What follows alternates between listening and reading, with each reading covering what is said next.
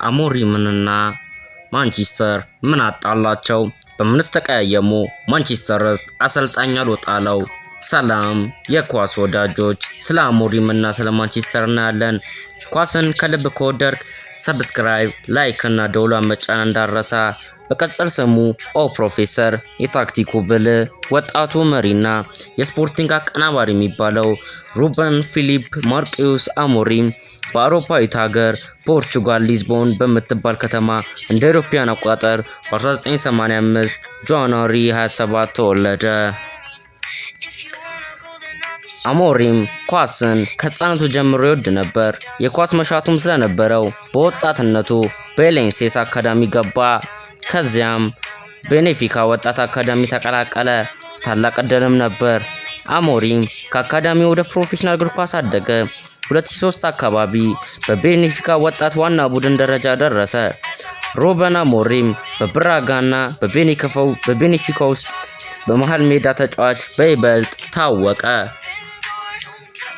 አሞሪም በተፈጥሯዊ ችሎታ፣ በልብ ትጋት፣ በጥሩ ዲሲፕሊን በዚህ መልኩ ወደ ኳስ ዓለም ገባ። አሞሪም በእግር ኳስ ህይወቱ ለብራጋ፣ ለቤኔፊካ እና ለፖርቹጋል ብሔራዊ ቡድን ተጫውቷል። በ2017 አካባቢ ከኳስ መጫወት ተወግዶ ወዲያውኑ አሰልጣኝነት ጀመረ። አሞሪም ልጅነቱን ከመጫወት ወደ መሪነት፣ ከታዛዥ ወደ አለቃ እግር ኳስ ተዘዋወረ። አሞሪም ትምህርት ዝግጅት እያደረገ ነበር። ኮቺንግ ላይሰንስ በፖርቹጋል አሰልጣኝነት ኮርስ በመማርና በትክክል ስርዓት ታክቲክና በመሪነት ላይ በጣም አተኮረ። ሩበን አሞሪም የመጀመሪያውን የአሰልጣኝነት ስራ በ2018 በትንሹ ክለብ ኮሳፒያ ስራ ጀመረ። በዚያም ኮሳፒያ ፈጣን እድገትን አገኘ። በአንድ ዓመት ውስጥም 2019 በብራጋ ሁለተኛ ቲም ስራ ጀመረ።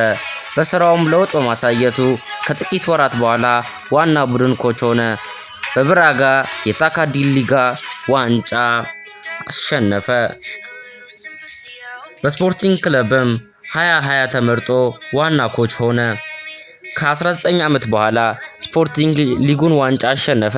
ሀገር ውስጥም በይበልጥ ታዋቂ ሆነ። አሞሪም በወጣት እድሜ ዘመናዊ አስተሳሰብ፣ ግልጽ ታክቲክ፣ 3-4-3 ታዋቂ አስተላለፍ የቀድሞ ተጫዋች ስለነበረ ተጫዋቾቹን ይረዳ ነበር። የስኬቱ ምስጢር እኚህ ስለመሆኑ ይነገራል። በዚህም የኳስ ስርዓቱ ብዙ ክለቦች ይፈልጉታል። ፈጣን ውጤት ያመጣል። አሞሪም ስፖርቲንግ ክለብ ከ19 ዓመት በኋላ የሊግ አሸናፊ እንዲሆን አደረገ። ቡድንን በአጭር ጊዜ መቀየር ይችላል። ክለቦችም እሱ ቢመጣ ሁኔታችን ይቀየራል ብለው ያምናሉ። ሁለተኛው ደግሞ ዘመናዊ ታክቲክ ይጠቀማል። አሞሪም 3-4-3 ስርዓት በጣም ታዋቂ አድርጎታል። ፍጥነትን ከፕሬሲንግ ከኳስ መቆጣጠር ያበረታታል። ይህ ዘመናዊ ኳስ ነው። ታክቲኩንም ክለቦች ይወዱታል። ሌላው ጥሩ ጎኑ ሶስተኛው ወጣቶችን ያበረታታል። አሞሪም ብዙ ወጣት ተጫዋቾችን አውጥቶ አስታወቀ። ዋጋቸውን ከፍ አድርጎ ክለቡ ገንዘብ እንዲያገኝ አድርጎታል። ክለቦችም ይህንን ባህሪውን ወደውለታል። ስፖርት ፕላስ ቢዝነስ ይሰራ ነበር። አራተኛው መሪነት አለው። ተጫዋቾች ያከብሩታል። የመልበሻ ክፍል መቆጣጠር ይችላል። ለብዙ አሰልጣኞችም ማይሳካለትን እሱ ይሳካለታል። አምስተኛው ደግሞ እድሜና እድገት ፖቴንሻል። ገና ወጣት ኮች ነው። 40 አካባቢ አይነጫነጭም፣ አይነዛነዝም። ክለቦች ከሱ ጋር 10 ዓመት ፕሮጀክት ማድረግ እንችላለን ይላሉ። በአጠቃላይ ብዙ ክለቦች የሚፈልጉት ውጤትን ከዘመናዊ ኳስ ወጣቶች ከማበረታታት እስከ መሪነት ወጣት እድሜ መሆኑ ተፈላጊነቱን አብዝቶታል።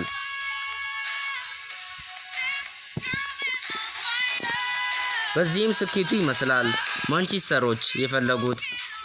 ማንቸስተር በተደጋጋሚ አሰልጣኝ ቢቀይር የቀድሞውን ዝናውን ማምጣት አልቻለም ነበር። ክለቡ ማንቸስተር ረጅም ጊዜ የሚመራ ኮች እየፈለገ ነበር። አሞሪም ደግሞ ይህ ያሟላ ይመስላል። አሞሪም ወጣት ነው። ዘመናዊ እግር ኳስን የፕሮጀክት አሰልጣኝ በመሆኑ ተቀዳሚ ምርጫ ሆነ።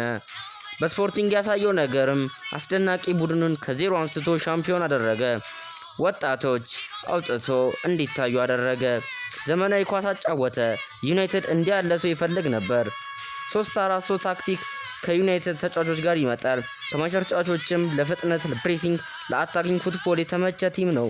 ተጫዋቾቹም ቢሆኑ ራሽፎርድ፣ ብሩኖ ፈርናንዴስ፣ ገርናቾ ለአሞሪም የኳስ ፍልስፍና ይመቹ ነበር። ሌላኛው ደግሞ የዩናይትድ አዲስ አስተዳደር ነው። INEOS እንደ እሱ አይነት ኮች ይወዳል። ዘመናዊ አስተሳሰብን ከታክቲክ ዲሲፕሊንና ከሳይንስ ያዋቀረ አሰልጣኝ ሆኖ አሞሪም ተመርጧል። ሌላው ደግሞ የራሱ የአሞሪም ፍላጎት ነው። ፕሪሚየር ሊግ ለመግባት ፍላጎት አለው። አሞሪም በኢንተርቪው ቀጣይ እርምጃዬ እንግሊዝ ነው ብሎ በቃለ መጠይቅ መልሶ ነበር። የማንቸስተር አመራሮችን በደስታ ተቀበሉት። አሞሪም የማንቸስተር ዩናይትድ ዋና አሰልጣኝ ሆነ። ነገር ግን አሞሪም ከማንቸስተር ጋር ሊዋደድ አልቻለም። አመራሮቹን ጋርም ጸብ ፈጠረ። አሞሪም ወጣ ነገር ያሳያል አሉ። ስለ ሩበን አሞሪም ብዙዎቹ ተናገሩ። ጆሴፕ ፔፕ ጋርዲዮላ ሩበን አሞሪም የዘመናዊ ኳስ ምሳሌ ነው፣ ቡድኑ እጅግ የተዋቀረ ነው ሲሉ አስተያየት ሰጥተዋል። ሴር አሌክስ ፈርጉሰን እንደሱን አይነት ኮች ነው ወደፊት ትልቅ ነገር የሚሰራው አሉ። የሀገሩ ልጅ የሆነው ክርስቲያኖ ሮናልዶ አሞሪም ተጫዋቾችን የሚረዳ ኮች ነው፣ እግር ኳስን ይረዳል አለ። የተጫዋቹም ልብ ያውቃል። ፍሬድሪኮ ማሪኒዮ እንዲህ አሉ። እሱ የስፖርቲንግ ታሪክ ነው። ክለቡን ቀየረ። ያደረገውንም ነገር በክለቡ ውስጥ እያወራ ነው። የቼልሲው አሰልጣኝ የነበረው ጆዜ ሞሪኒዮ ቀጠሉ። እሱ ብልህ ነው፣ ጸጥ ያለ ነው፣ ነገር ግን አደገኛ ነው። ሞሪኒዮ እንኳን አክብሮት ሰጠው፣ ማንቸስተር ግን አባረረው። ሌሎች የእንግሊዝ ሚዲያዎችም ዘገቡ። ስካይ ስፖርት እና ቢቢሲ እንዳሉ ኔክስት ቢግ ማናጀር ኢን ዩሮፕ ፊቸር ሱፐርስታር ኮች ታክቲካል ጂኒየስ ሚዲያ እንደ ኮከብ ኮች ነው ያየዋል። በደጋፊዎች ይወደዳል። የማንቸስተር ደጋፊዎችም እንዲህ ይላሉ። ለክለባቸው ሲያዜሙ የሱን ስም ይጠራሉ። ግሎሪ ግሎሪ ማን ዩናይትድ ኢን ዘ ሰከንድ ድሪም ሬድ ዴቪልስ አሞሪም ይላሉ። አሞሪም ፖርቹጋላዊ፣ ፍልስፍናው ዓለም አቀፋዊ፣ ለኳስ ብርታቱ ለማንቸስተር አለቱ ይመጣል።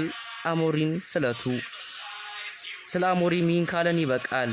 ይህን ቪዲዮ ከወዳችሁት ስለ ማንቸስተር ሰፋ ያለ ነገር እንሰራላችኋለን። ሐሳባችሁን ኮሜንት ላይ ጻፉልኝ። ቸር ሰንብቱልኝ። አመሰግናለሁ።